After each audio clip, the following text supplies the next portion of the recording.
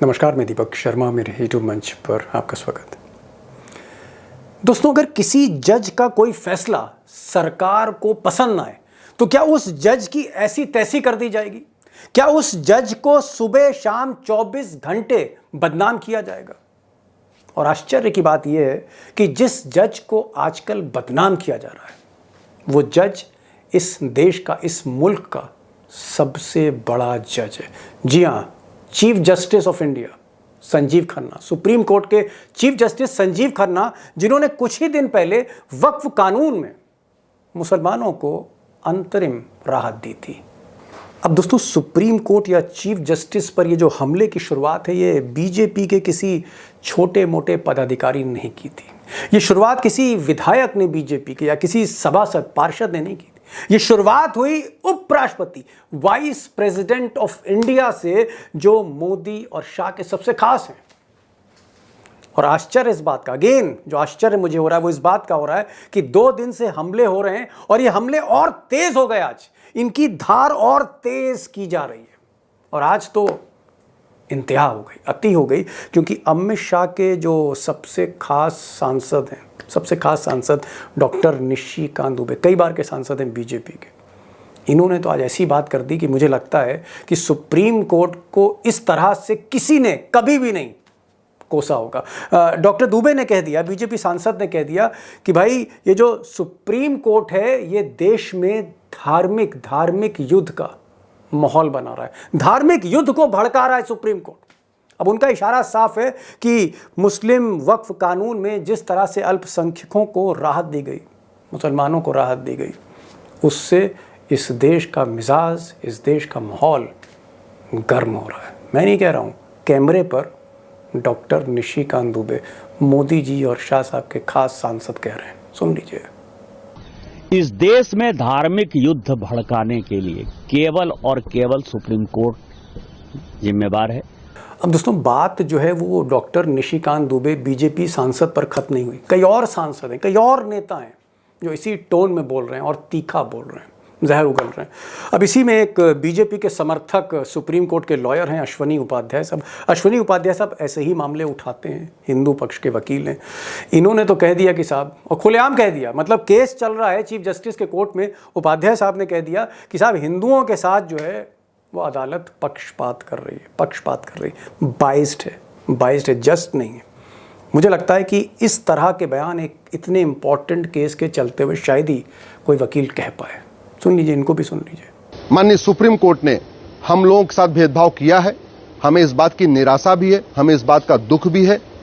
अब उपाध्याय साहब की बात यहीं खत्म नहीं हो रही। उपाध्याय साहब तो यहां तक कह रहे हैं कि साहब जो अगली सुनवाई है, यानी 5 मई को वक्फ मामले में जो अगली सुनवाई है, उसमें सुप्रीम कोर्ट के चीफ जस्टिस निष्पक्ष हैं। यानी अभी तक जो कर रहे थे, आगे जो है वो निष्पक्ष हैं। अभी तक पक्षपात हो रहा था हिंदुओं के साथ। अगर इस तरह की बात को बीजेपी का इकोसिस्टम वायरल कर रहा है तो इसका मतलब दोस्तों क्या है?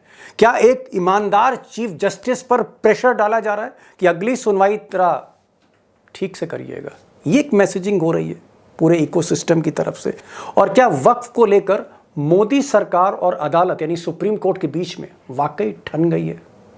और सवाल यह भी है कि क्या प्रेशर डालने की टैक्टिक्स के तहत बीजेपी ने एक बहुत ही सुनियोजित तरीके से, मैं साजिश नहीं कहूंगा, बहुत ही स्ट्रैटेजिकली उपराष्ट्रपति से लेकर बीजेपी के एमपीज और बीजेपी के फेवरेबल लॉयर्स, उन्होंने एक साथ प्रेशर डालना शुरू किया, माउंट करना शुरू किया संजीव खन्ना पे बीच बहस के दौरान। और असली सवाल वाकई असली है कि लब्बो लॉब क्या है? क्या मोदी सरकार संजीव खन्ना जैसे जजों से, ईमानदार जजों से, जिनकी रीढ़ की हड्डी है पीठ में, जो झुकते नहीं सरकार के, कि ऐसे जजों से मोदी सरकार घबराई हुई है, बेचैन है मोदी सरकार मिस्टर संजीव खन्ना से?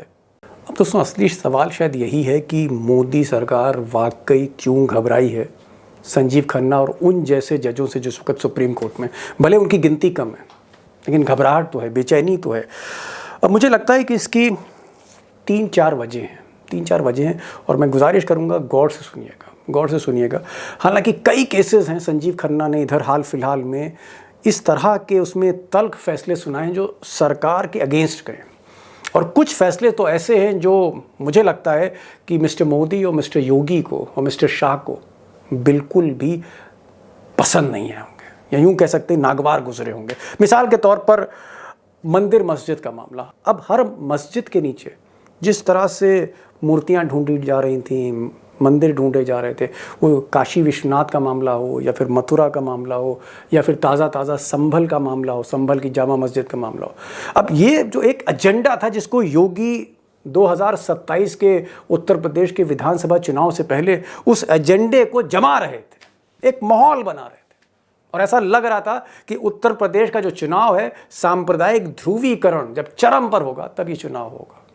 लेकिन उस माहौल को ठंडा कर दिया पूरी तरह से जब संजीव खन्ना ने स्टे लगा दिया।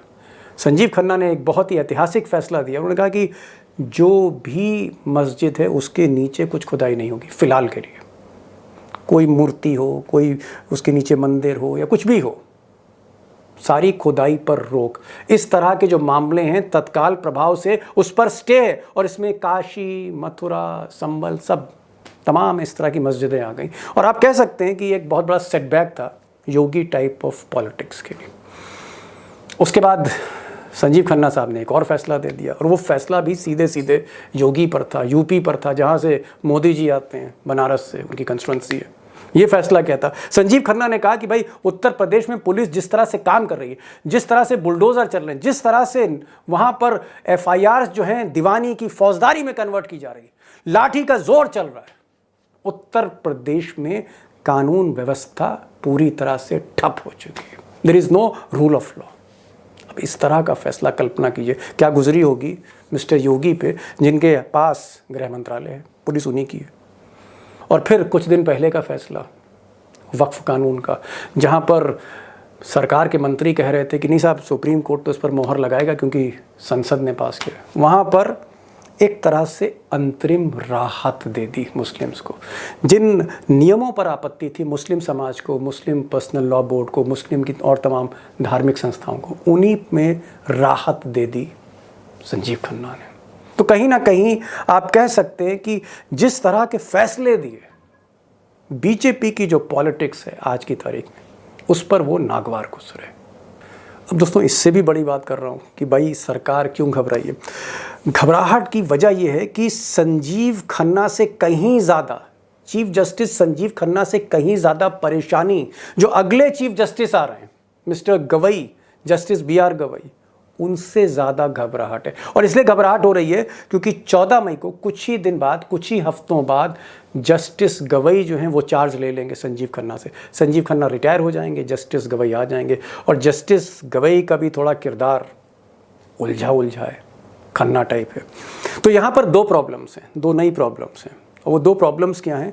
नंबर एक, मोदी सरकार को लगता है कि रिटायर होते होते कहीं संजीव खन्ना कुछ और तल्ख फैसले ना दे दें। अब होता है रिटायर अगर आदमी हो रहा है तो कभी कभी और ज़्यादा सख्ती कर देता है, तो रिटायर होते होते कहीं और सख्त फैसले ना आ जाए, एक ये है डाउट। दूसरा कि आने वाले जो चीफ जस्टिस हैं वो कहीं खन्ना की तरह काम ना करने लग जाएं। अब दोस्तों एक और बात आपके सामने रखना चाहता हूँ कि ये जो बिल जिस वक्त सरकार ला रही थी, मोदी और अमित शाह जब इस बिल को ला रहे थे, तभी से उन्हें शंका तो थी बैक ऑफ द माइंड कि इसमें इस तरह के प्राविधान हैं, इस तरह के नियम हैं जो शायद नीतीश और नायडू को मंजूर ना हो, जो शायद हंगामा मचा दें संसद में, जो शायद पास भी हो जाएं अगर गणित ठीक है तो सुप्रीम कोर्ट रोक दे। इस तरह के अंदेशा था। अब नीतीश नायडू तो शुरुआती रेसिस्टेंस के बाद कहीं ना कहीं सरेंडर कर गए, उसकी वजह है कई वीडियोस मैंने बनाए। लेकिन साहब बिल पास होने के बाद जो मंत्री जी हैं, मंत्री जी Kiren Rijiju, minority affair minister, parliamentary affair minister, इन्होंने एक इंटरव्यू में NDTV को एक इंटरव्यू दिया और उस इंटरव्यू में इन्होंने कहा कि साहब देखिए, हमें उम्मीद है कि जो कानून पास हुआ है उस कानून को सुप्रीम कोर्ट उचित वैधता देगी, सैंक्टिटी देगी। इसका मतलब यह हुआ, इशारों इशारों में वो कह गए कि साहब जो बिल पास कर दिया संसद ने, पास जो कर दिया है उस पर विरोध ना करा जाए। Due process of legislation must be given its due sanctity even by the Supreme Court, because we have to respect each other. अब दोस्तों जो सबसे बड़ा क्वेश्चन इमर्ज हो रहा है वो ये हो रहा है कि भाई चलिए प्रेशर है और वाकई प्रेशर डाला जा रहा है चीफ जस्टिस पर, और वो भी एक इंसान है। क्या इस प्रेशर के आगे वो दब तो नहीं जाएंगे, क्योंकि अगली सुनवाई है 5 तारीख को। इसलिए मैंने आज एक ऐसे वकील साहब को बुलाया है जो इस मामले को कपिल सिब्बल, अभिषेक मनु सिंघवी, राजीव धवन, जो टॉप लॉयर्स इस देश के, उनके साथ इस मामले की पैरवी कर रहे हैं अदालत में, मुस्लिम पक्ष की तरफ से, अपोजिशन पार्टीज़ की तरफ से। और वो साहब हैं Sanjay Hegde, senior advocate supreme court. अब क्योंकि ये केस लड़ रहे हैं तो बहुत से नाजुक सवाल मैं इनसे नहीं कर पाया, और यहाँ पर आप मुझे थोड़ा सा ग्रेस मार्क्स दीजिएगा, क्योंकि जो वकील केस को लड़ रहा है और वो केस की बहस हो रही है, जिरह हो रही है उसमें बहुत से सवाल मैं पूछ नहीं सकता, लेकिन फिर भी मोटा मोटी मैंने बहुत से सवाल किए उनसे और पिक्चर बिल्कुल क्लियर होगी। मैंने उनसे ये भी पूछा कि साहब ऐसा तो नहीं है हेगड़े साहब, जिस मामले की आप पैरवी कर रहे हैं, ऐसा तो नहीं है कि जज पे जितना प्रेशर डाला जा रहा है, उपराष्ट्रपति कह रहा है साहब मिसाइल दाग रहे हैं तो सरकार के ऊपर, ऐसा तो नहीं है कि खन्ना साहब कहीं झुक जाएंगे, मैं रिटायरमेंट भी करीब है। सुनिए क्या कहते हैं संजय हेगड़े, और भी बहुत सी जानकारियां उन्होंने दी हैं।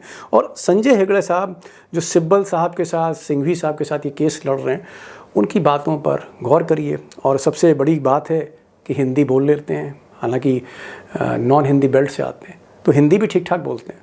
गौर से सुनिए, सब कुछ समझ में आएगा, पिक्चर क्लियर होगी। और मेरा जो पहला सवाल है, हाँ, और वो सवाल बहुत ही स्पष्ट है, बहुत स्ट्रेट है कि सबसे पहले उपराष्ट्रपति, वाइस प्रेसिडेंट ऑफ इंडिया, जो प्रोटोकॉल में प्रधानमंत्री से उनका स्थान ऊंचा है, वो कहते हैं कि सुप्रीम कोर्ट के जो जज हैं वो मिसाइल दाग रहे हैं, न्यूक्लियर मिसाइल दाग रहे हैं सरकार पर। और फिर उन्होंने कहा कि कोई बिजनेस नहीं है, सुप्रीम कोर्ट के जज डायरेक्शन दे रहे हैं प्रेसिडेंट को। उसके बाद हम देखते हैं कि आज निशिकांत दुबे, सीनियर आप कह सकते हैं लीडर, कई बार के एमपी, अमित शाह के खास, वो बयान देते हैं कि सुप्रीम कोर्ट तो चाहता है कि पार्लियामेंट को बंद कर दिया जाए, पक्षपातपूर्ण जो है फैसले हो रहे हैं। हम एक और उनके वकील को देखते हैं जो पदाधिकारी भी थे, अश्विनी उपाध्याय, वो भी कह रहे हैं कि साहब जिस तरह का फैसला आया उसकी उम्मीद नहीं थी, जिस तरह से अंतरिम राहत दी गई है मुस्लिम्स को, ये गलत है, पक्षपात हुआ है। और अगली सुनवाई में सुप्रीम कोर्ट को थोड़ा सा निष्पक्ष होना चाहिए। माननीय सुप्रीम कोर्ट ने हम लोगों के साथ भेदभाव किया है, हमें इस बात की निराशा भी है, हमें इस बात का दुख भी है। मैं आपसे पूछना चाह रहा हूं, इतना लंबा कैरियर आपका, ये इस मामले को भी आप देख रहे हैं, सुप्रीम कोर्ट पर ये दबाव हेगड़े साहब क्यों डाला जाए? व्हाई सो मच प्रेशर, इतना प्रेशर क्यों डाला जा रहा है संजीव खन्ना पर? मुझे पता नहीं है क्यों इतना प्रेशर क्यों डाला जा रहा है, और मैं ये मानता हूं कि ये प्रेशर गलत है।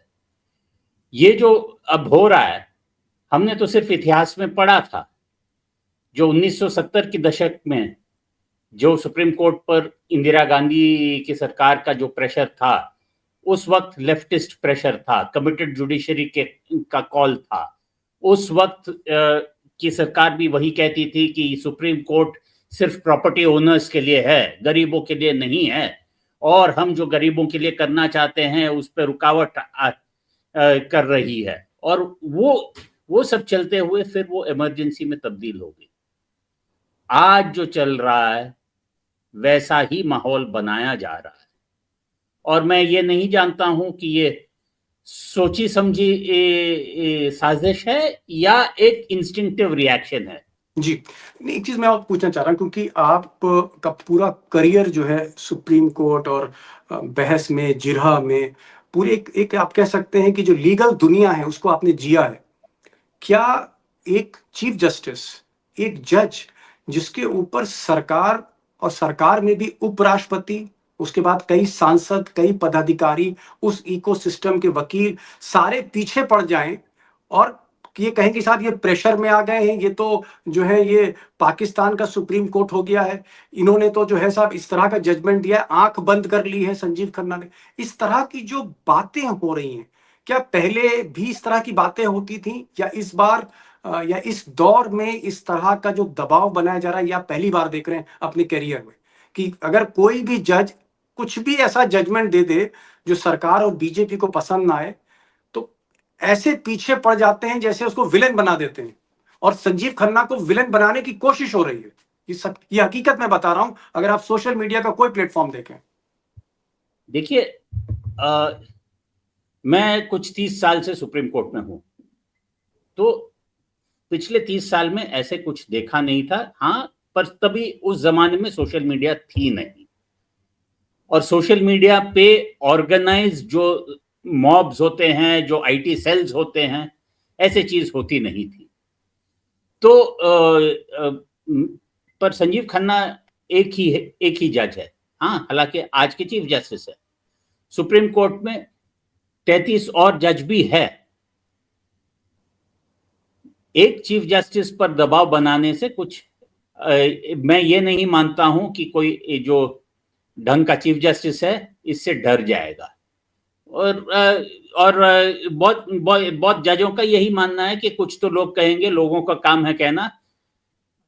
हम जब कोर्ट में बैठते हैं, ना हिंदू बैठते हैं, ना मुसलमान बैठते हैं, हम जज बनकर बैठते हैं।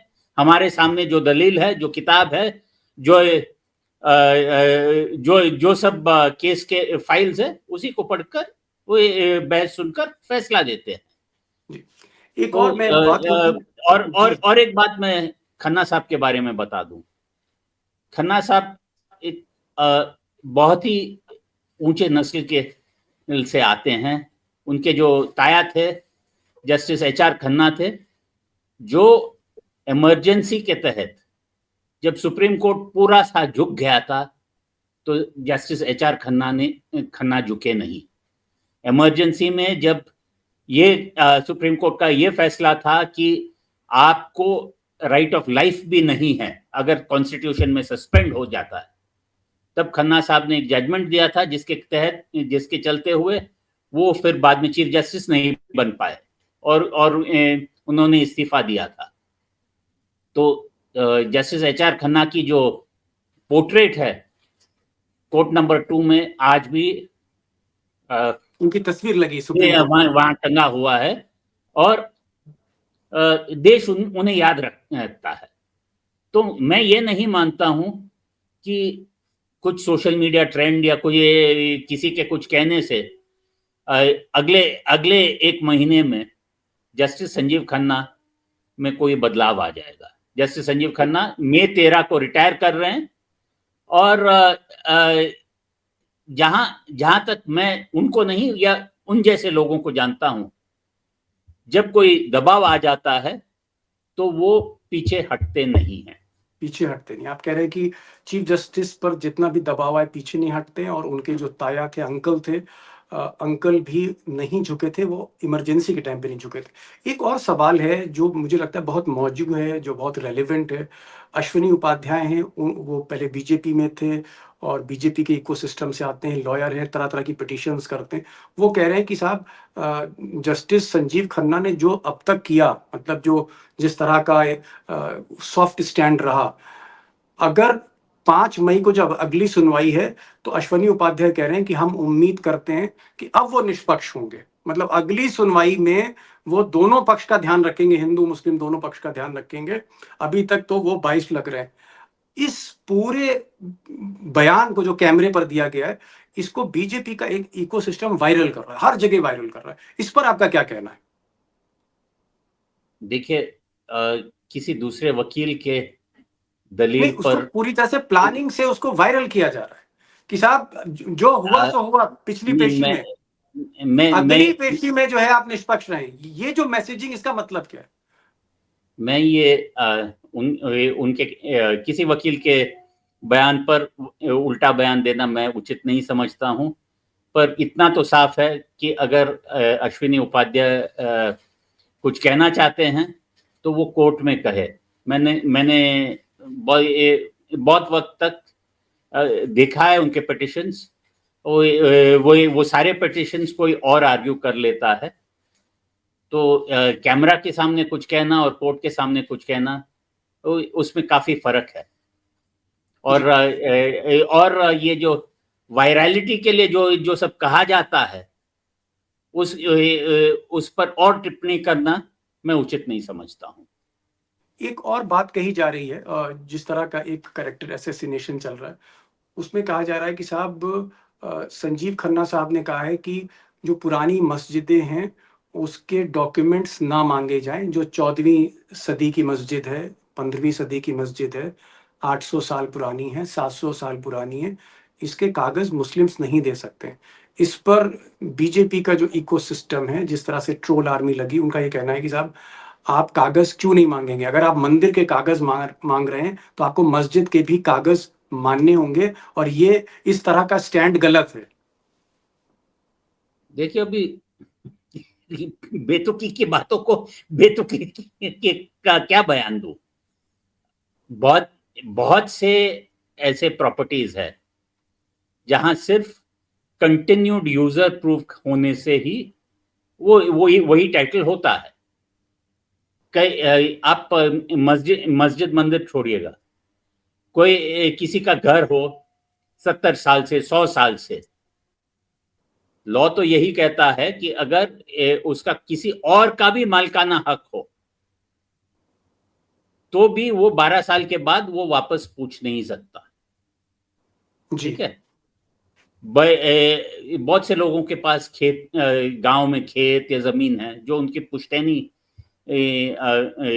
बाप दादाओं ने बनाया था, पर वो लोग उस पर है नहीं, उस पर कोई और बैठा है, कब्जा उनके पास है नहीं, ना मालिकाना हक अब वो कोर्ट में जता सकते हैं। ठीक है। तो अब जो ये कानून आया है नया वक्फ बिल में बहुत सारे रजिस्ट्रेशन वगैरह के प्रावधान बनाए गए हैं, पर वही प्रावधान उसी पे चलते हैं कि आप अगर टाइटल प्रूव कर सकते हो कि फलाना टाइम पे ये कागज हुआ था, उसके बाद ऐसा रजिस्टर हुआ था, वगैरह वगैरह। वैसे भी वक्फ है कई जो 19वीं सदी 20वीं सदी में किए गए हों, पर जो पुराने हैं तो उस पर सिर्फ यूजर का एविडेंस होता है। एक और इम्पोर्टेंट सवाल है, क्योंकि अब बीजेपी के सीनियर लीडर्स इस सवाल को उठा रहे हैं, पार्लियामेंट्रियंस उठा रहे हैं, जो एमपी हैं वो उठा रहे हैं। उनका ये कहना है कि साहब जो कानून सुप्रीम पंचायत यानी पार्लियामेंट ने पास कर दिया, जिस कानून को लोकसभा ने पास किया, राज्यसभा ने पास किया, सारी पॉलिटिकल पार्टीज ने उस पर मोहर लगाई, राष्ट्रपति ने कानून बना दिया, उस पार्लियामेंट के पास किए हुए कानून को अब सुप्रीम कोर्ट उसको चुनौती दे रहा है, उसको चुनौती दी जा रही, जो गलत हो रहा है परंपरा के। ये उनका कहना है। मैं सिर्फ ये सवाल कर रहा हूं कि लॉ क्या कहता है, कॉन्स्टिट्यूशन क्या कहता है कि पार्लियामेंट का बनाया हुआ कानून को क्या सुप्रीम कोर्ट ऑल्टर कर सकती है? क्या सुप्रीम कोर्ट को लगता है अगर ये गलत है तो उसको ठीक किया जा सकता है? तो सच्चाई क्या है? देखिए, सुप्रीम कोर्ट अपने आप कुछ नहीं कर रही है। सुप्रीम कोर्ट में भारत के ही नागरिक जा रहे हैं और कह रहे हैं, सर ये जो पार्लियामेंट ने एक कानून बनाया है, पर ये कानून असंवैधानिक है। क्यों? क्योंकि पार्लियामेंट को ये बनाने का कोई हक नहीं देता है। क्यों? क्योंकि पार्लियामेंट के जो यूनियन लिस्ट है उसमें नहीं पड़ता है, वो स्टेट का मामला है, स्टेट लिस्ट में पड़ता है। ये उनके पास जो हम लॉ में लेजिस्लेटिव कॉम्पिटेंस कहते हैं वो नहीं है। या नागरिक ये कह सकता है कि इस कानून ने मेरा ये मूल अधिकार, मौलिक अधिकार, जो फंडामेंटल राइट्स जो कहते हैं, इसको छीन लिया है। तो सुप्रीम कोर्ट किसी भी कानून के जो विजडम है, पॉलिसी डिसीजन है, उसको नहीं देखता है। सुप्रीम कोर्ट या हाई कोर्ट, कोई भी कॉन्स्टिट्यूशनल कोर्ट लेजिस्लेटिव पॉलिसी को नहीं देखता है, सिर्फ प्रोसेस और कॉम्पिटेंस देखता है। और कोई लिमिटेशन है क्या ये फंडामेंटल राइट्स के, किसी के फंडामेंटल राइट्स के विपरीत है, या कोई बेसिक स्ट्रक्चर पे, संविधान के बेसिक स्ट्रक्चर, मूल ढांचे पे कोई आ जाता है या नहीं। उतना ही है। जुडिशियल रिव्यू सिर्फ वो है। और संविधान वही कहता है कि कानून पार्लियामेंट बनाएगी और कानून की वैलिडिटी टेस्ट होगी कोर्ट्स में। ये सिर्फ इंडिया में यूनिक नहीं है, सारे आप दुनिया यूएसए ये या यूके जाइए या कोई किसी भी देश में जाइए, आखिरकार संविधान सिर्फ एक किताब नहीं है जो हम किसी दराज में बंद कर लेते हैं या किसी रैली में घुमा देते हैं। संविधान संविधान को चलाना पार्लियामेंट का जी। भी काम है और इंटरप्रेट करना कोर्ट्स का काम है। मतलब आप कह सकते हैं कि कॉन्स्टिट्यूशन एक रूल बुक है। और दूसरी चीज मैं चाहता था कि थोड़ा सा और एक्सप्लेन मैं चाहता था आपसे कि जैसे मान लीजिए वक्फ का ये जो कानून बना है, इसमें मुस्लिम्स का कहना है कि भाई कहीं ना कहीं हमारे मजहब में दखल दिया जा रहा है, हमारे धर्म में दखल दिया जा रहा है। और ये right to freedom of religion, यानी जो धर्म की आज़ादी है, उसमें ये हस्तक्षेप, ये गलत है। तो क्या इसकी व्याख्या, क्या सुप्रीम कोर्ट इस पे अपनी नज़ीर दे सकता है, ऑर्डर दे सकता है कि साहब ये जो आपने कानून बनाया है, ये फ्रीडम ऑफ रिलीजन जो ये आर्टिकल है कॉन्स्टिट्यूशन का, इसका ये उल्लंघन करती है, लिहाजा ये आपने गलत बनाया। क्या ऐसा सुप्रीम कोर्ट कह सकती है? जी बिल्कुल कह सकती है। और ना सिर्फ वक्फ एक्ट पे, बहुत सारे एक्ट्स पे कह चुका है। तो आपको आपके दर्शकों को याद होगा कि श्रेया सिंगल केस में ये आईटी वाला जो सेक्शन है 66A, इंफॉर्मेशन टेक्नोलॉजी के 66A, उसको अवैध मान के उसे क्वश कर दिया था कोर्ट। तो ये पूरे के पूरे कानून को, वक्फ एक्ट को पूरे के पूरे तो स्ट्राइक डाउन नहीं करती है। उसके अगर कोई सेक्शन गलत है तो उस सेक्शन को उस हद तक स्ट्राइक डाउन करती है। जी, मतलब सुप्रीम कोर्ट किसी भी सूरत में अगर उसको लगता है कि ये संविधान के खिलाफ है, तो उस पर्टिकुलर नियम को क्वैश कर सकती, खारिज कर सकती है, ये आप कहना जी चाह रहे हैं। जी जी जी। एक और सवाल है, क्योंकि आप इस पूरे मामले को फॉलो कर रहे हैं, वक्फ के मामले को फॉलो कर रहे हैं, आप वकील भी हैं, आप मुस्लिम समाज की तरफ से अदालत में जो है वो इस अच्छा, केस को एक लड़ रहे मिनट, मैं वो मुस्लिम समाज की तरफ से, सिर्फ मुस्लिम समाज की तरफ से भी नहीं हूं। मेरा एक क्लाइंट सिख भी है। अच्छा, सिख जो भी हैं जो आप? जो कहता है कि नहीं, ये जो किसी और के धर्म में हस्तक्षेप करना वो बिल्कुल गलत है। ये बड़ी बात आपने कही कि सिख भी हैं, एक सरदार जी भी हैं जिनकी तरफ से आप कर रहे हैं पैरवी, और मुस्लिम समाज भी। यहाँ पर मैं पूछना चाहूंगा कि ये जो केस है, क्या आपको लगता है कि इस केस में, इस कानून में, सॉरी, इस कानून में कमियां हैं, और ये एक फिट केस है, एक मेरिट पर केस है, और कहीं ना कहीं जो है कुछ नियम गलत हैं इसमें? जी बहुत सारे नियम गलत है, पर अगर मैं यहां दोहरा दूं तो वो सब आर्गुमेंट कोर्ट का होगा। और आपके दर्शक भी ये मानेंगे कि क्योंकि ये वकील साहब इस मामले में है और एक तरफ है, तो उनका भी उतना विश्वास नहीं रहेगा। तो चलिए, बात आपकी बहुत वाजिब है। मैं चीफ हाँ, जस्टिस नहीं मेरा हूं। सिर्फ यही कहना है कि जी, अगर सोच समझ के ये कानून बनाया होता तो शायद लोग, और कानून क्यों बना रहे हैं करके कम्युनिकेशन अच्छा होता, तो शायद इतनी रेजिस्टेंस ना होती।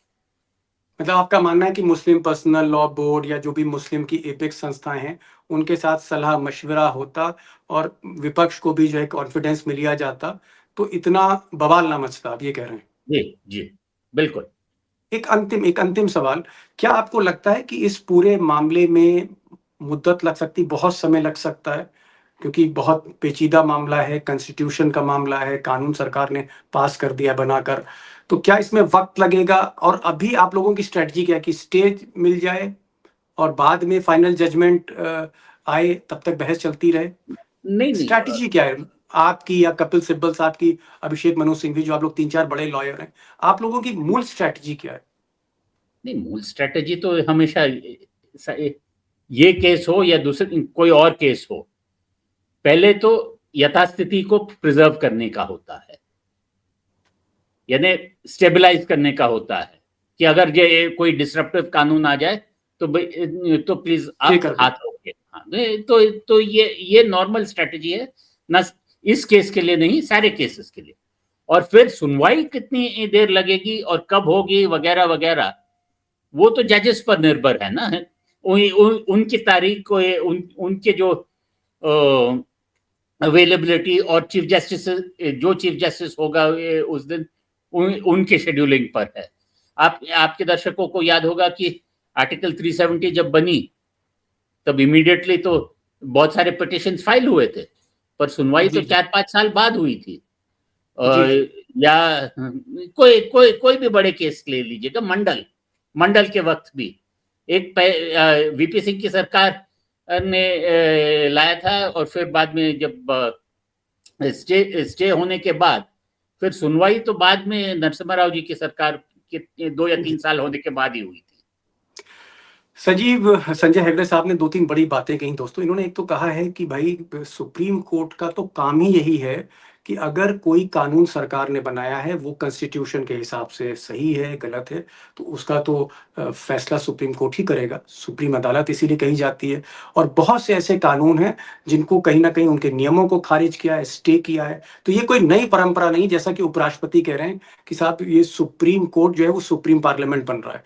दूसरा, बीजेपी के सांसद जो बार बार हमला कर रहे हैं कि भाई कहीं ना कहीं पक्षपात हो रहा है और दबाने की कोशिश संजीव खन्ना को की जा रही है, उनका कैरेक्टर असैसिनेशन भी किया जा रहा है। कई तरह के बहुत ही खराब बातें संजीव खन्ना के लिए बोली गई हैं, मैं उसका जिक्र नहीं करना चाहता हूँ। लेकिन एक चीज यहाँ पर हेगड़े साहब ने कही है कि भाई वो इस ऐसे खानदान से आते हैं जो इमरजेंसी के आगे भी नहीं झुके थे। संजीव खन्ना जो है वो निष्पक्ष हैं, झुकने वाले नहीं ऐसे दबाव में। केस अगर मेरिट पर है तो फैसला भी मेरिट पर होगा। और तीसरी बात इन्होंने ये कही कि इनकी स्ट्रेटजी फिलहाल यही है कि इनको लगता है कि वक्फ के मामले में बहुत सी गड़बड़ियां हैं। इन्होंने कहा कि भाई मैं इस प्रोग्राम में तो जिरह नहीं कर सकता क्योंकि मुझे सुप्रीम कोर्ट में जिरह करनी है। और ये भी बात सही है कि हम कोई अदालत लगा के नहीं बैठे हैं, एक छोटा सा एक शो है। इन्होंने कहा कि केस मेरिट पर है, उम्मीदें बहुत हैं हेगड़े साहब को। और स्ट्रेटजी इन्होंने कहा कि भाई हम चाहते हैं स्टे हो जाए और आगे जब सुनवाई होगी तो फिर देखा जाएगा। हेगड़े साहब आप आए, आपने समय निकाला, इतना बिजी शेड्यूल है और बहुत से कई बड़े मुकदमे हैं, आपको उसकी भी तैयारियां करनी, फिर भी आपने समय निकाला। बहुत बहुत मैं शुक्रगुजार हूँ। Thank you so much for joining this programme. Thank you so much sir.